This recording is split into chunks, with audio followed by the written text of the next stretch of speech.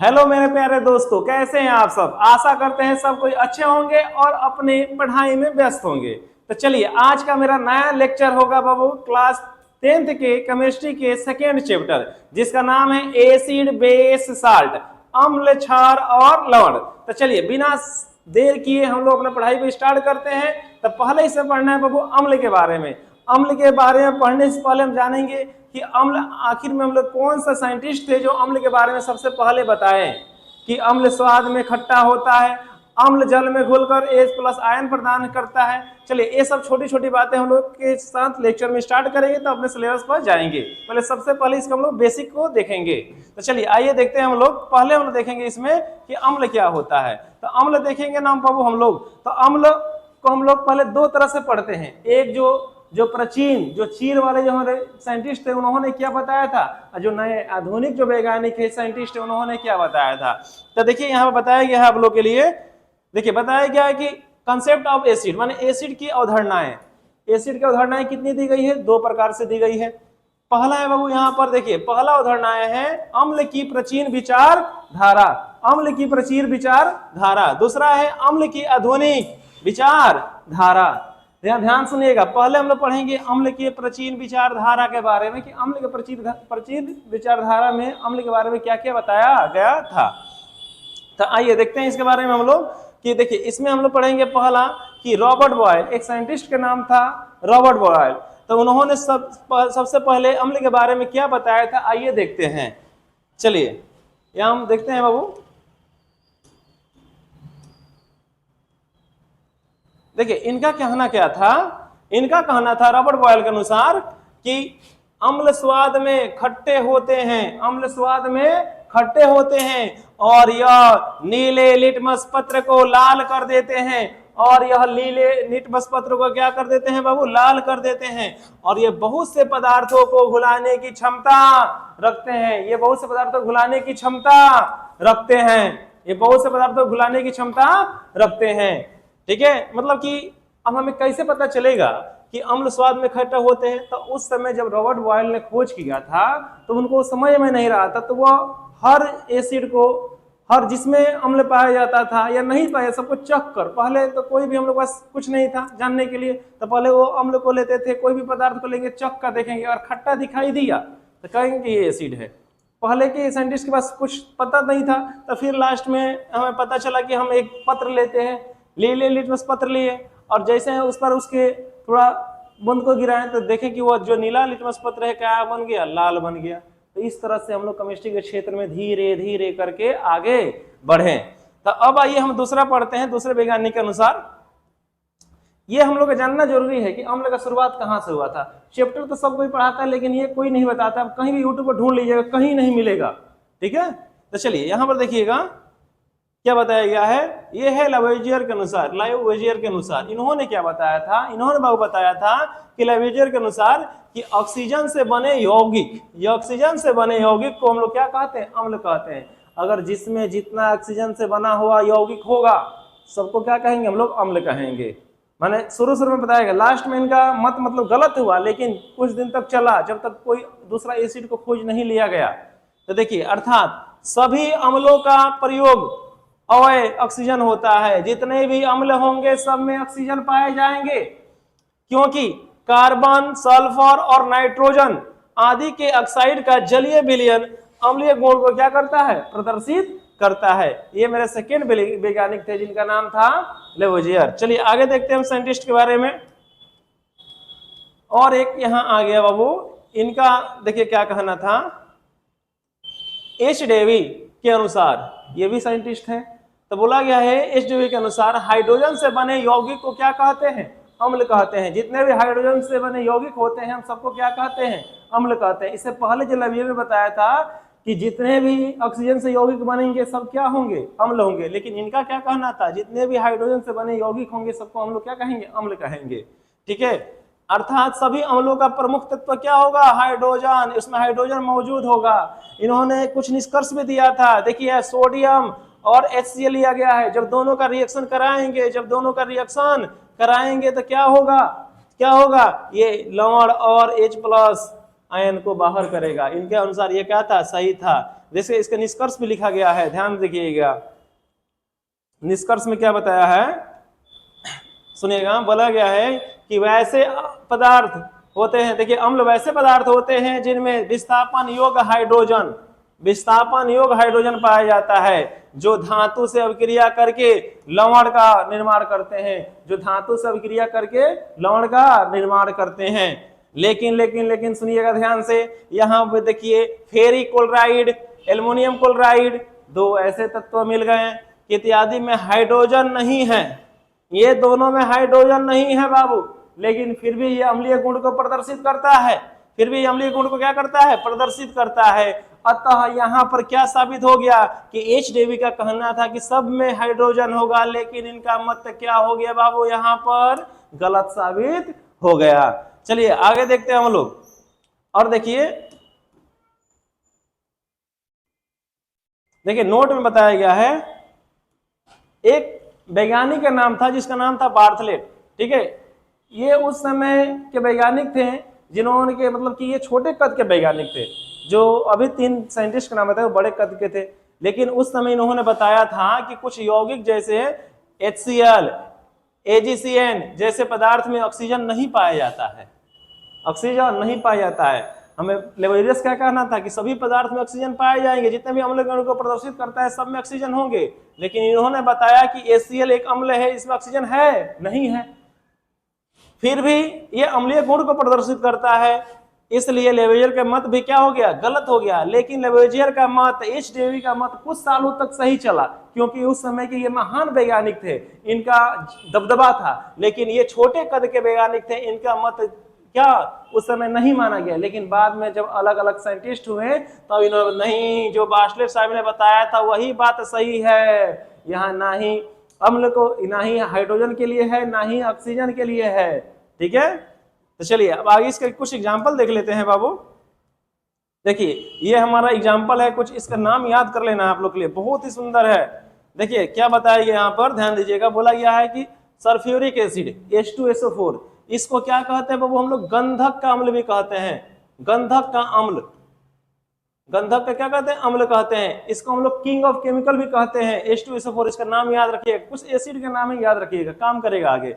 Nitric acid HNO3, formic acid HCOOH, acetic acid HCH3COOH, याद रखिएगा। Hydrochloric acid, इसका नाम सबको याद होगा बाबू, ये हम लोग का पेट के अमाशय में पाया जाता है, यही जो हड्डी को गलाने का कार्य करता है। जो भी लोग यहाँ मुर्गा खाते हैं तो उसके साथ साथ हड्डी को भी खा जाते हैं, तो इसको पचाने का काम क्या करता है, HCl अम्ल ही करता है, जो हमारे पेट में भी पाया जाता है, इसका भी याद रखिएगा HCl। आगे है कार्बोनिक एसिड H2CO3, आगे है सल्फ्यूरिक एसिड H3PO4, आगे है बेंजोइक एसिड C6H5COOH, आगे है बारू सल्फ्यूरियस एसिड, इसका होता है H3PO3, ठीक है। इतना नाम आप लोग याद रखिएगा, ये सब क्या थे, कुछ अम्ल के उदाहरण थे। चलिए आगे देखिएगा, यहाँ पे आगे है वो अम्लों के भौतिक गुण, भौतिक गुण को देखना बहुत ही जरूरी है। अब देखिए भौतिक गुण में हम लोग क्या बोलेंगे, यहां से हम लोग मजेदार टॉपिक आता है कि भौतिक गुण में हम वही बोलेंगे जिन वैज्ञानिक का मत सही था। यहाँ पर हम एच डेवी और लेवियर के अनुसार नहीं बोलेंगे। पहला हम लोग का मत किसने दिया था बाबू, रॉबर्ट बॉयल ने दिया था। उनका क्या कहना था, रॉबर्ट बॉयल का क्या कहना था कि जितने भी अम्ल होंगे सब स्वाद में खट्टे होंगे। तो देखिए इसमें पहला गुण यही बताया गया है कि जितने भी अम्ल होते हैं उनका स्वाद कैसा होता है, खट्टा होता है। फिर उनका दूसरा मत उसी लाइन में क्या था कि ये नीले लिटमस पत्र को लाल कर देते हैं। देखिए ये नीले लिटमस पत्र को लाल कर रहे हैं कि नहीं कर रहे हैं। तीसरा देखिएगा, ये बहुत से पदार्थों को घुलाने की क्षमता रखते हैं, ये अपने अंदर बहुत से पदार्थों को घुलाने की क्षमता रखते हैं। ये किनका कहना था, तो ये जो तीनों बात आप लोग को बताया गया है ये किनका कहना था बाबू, रॉबर्ट बॉयल के अनुसार कहना था, रॉबर्ट बॉयल के अनुसार इनका कहना था, रॉबर्ट बॉयल के अनुसार। आगे देखिएगा, यह जल में घोलकर H+ आयन प्रदान करते हैं। थोड़ी देर रुकिए, इसके बारे में हम जरूर बताएंगे आप लोग के H+ आयन कहाँ से आया, किस वैज्ञानिक ने दिया। अभी जो भी हम पढ़ रहे हैं सब प्राचीर वाला ही पढ़ रहे हैं, ठीक है। आगे देखिएगा, इसका pH मान 7 से कम होता है। याद रखिएगा, pH स्केल आप लोग को जब दिखाएंगे तो उसमें आप लोग बताएंगे कि इसमें पीएच मान, जितना भी पीएच मान होता है अम्ल का जो गुण दर्शाता है सबका 7 से कम होता है, जो 7 से अधिक होगा क्षारीय को दर्शाएगा, और जो सिर्फ 7 होगा वो उदासीनीकरण को दर्शाएगा। ठीक है, आगे है बाबू, यह धातुओं से अभिक्रिया करके हाइड्रोजन गैस को मुक्त करते हैं। जब भी अम्ल धातु के साथ अभिक्रिया करेगा तो साथ में क्या निकालेगा, हाइड्रोजन गैस निकालेगा। ठीक है, तो ये थे हम लोग का भौतिक गुण। चलिए आगे हम लोग देखते हैं। देखिए ये था हम लोग का अम्ल के जो हम लोग का प्राचीन पढ़ रहे थे, अब पढ़ना है आधुनिक। इससे छोटा सा टॉपिक है, इसको देख लेते हैं हम लोग, चैप्टर स्टार्ट थोड़ा देर से करते हैं। ठीक है, इसको पढ़ना बहुत जरूरी है। अब रुकिए, धैर्य बनाइए, अब लोग का बेहतर कंटेंट लेकर आया है। अब लोग कहीं पे यूट्यूब पर ढूंढिएगा तो कभी नहीं मिलेगा ऐसा कंटेंट। ठीक है, कोई भी प्रोवाइड नहीं है, डायरेक्ट सिलेबस स्टार्ट करते हैं, उसके बारे में हम लोग बता रहे हैं कि कौन कहां से आया। तो चलिए हम पढ़ेंगे अब आर्हेनियस के अनुसार। आर्हेनियस क्या थे, एक वैज्ञानिक थे। इनका क्या कहना था, देखिएगा, इनका कहना था बाबू, इनका कहना था, आर्हेनियस का कहना था, इनका कहना था कि वह पदार्थ जिसका जलीय विलयन H+ आयन प्रदान करता है उसे क्या कहेंगे, अम्ल कहेंगे। जिसका जलीय विलयन H+ आयन प्रदान करेगा उसे क्या कहेंगे हम लोग, अम्ल कहेंगे।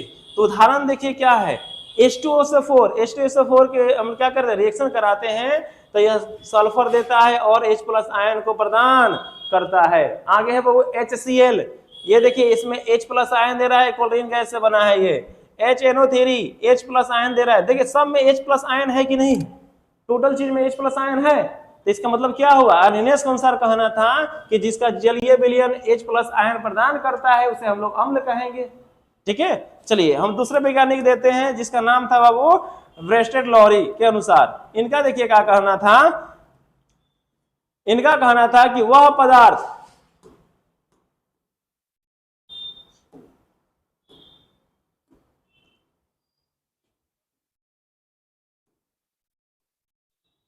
देखिए इनका क्या कहना था कि वह पदार्थ जो प्रोटॉन H+ आयन प्रदान करता है उसे क्या कहते हैं, उसे हम लोग अम्ल कहते हैं। ठीक है, देखिए यहाँ पे HCl में H+ आयन प्रदान कर रहा है, H+ आयन प्रदान कर रहा है, H+ आयन प्रदान कर रहा है, H+ आयन प्रदान कर रहा है।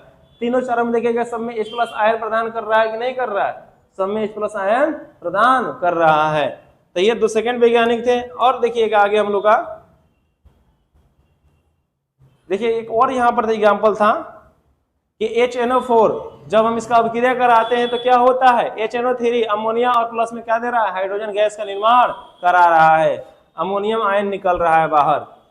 अब हम लोग का एक वैज्ञानिक आगे यहाँ पर GN लेविस के अनुसार, देखिए इनका क्या कहना था, देखिए इनका कहना था कि वैसे पदार्थ जिसमें इलेक्ट्रॉन युग्म ग्रहण करने की प्रवृत्ति पाई जाती है, इलेक्ट्रॉन युग्म ग्रहण करने की प्रवृत्ति पाई जाती है, उसे हम लोग लुईस अम्ल कहते हैं। अपना ही नाम दिया गया है यहाँ पर, लुईस वैज्ञानिक के अनुसार इसका लुईस अम्ल के नाम से जाना जाता है। नोट में एक बात लिखा गया, नोट माने होता है वो मुख्य बात, मुख्य बात पर ध्यान देना चाहिए, मुख्य बात पर। ठीक है, कि हम लोग हमेशा इसको रिपीट करते रहेंगे कि सभी धन आयन लुईस अम्ल होते हैं, जितने भी धन आयन होते हैं सब क्या होते हैं, लुईस अम्ल होते हैं, तथा सभी ऋण आयन लुईस क्षार होते हैं। जिसमें क्षार पाया जाएगा, जिसमें निगेटिव होगा उसे कहेंगे हम लोग लुईस क्षार, और जिसमें पॉजिटिव होगा उसको कहेंगे लुईस अम्ल कहेंगे। ये दोनों बात याद रखिएगा।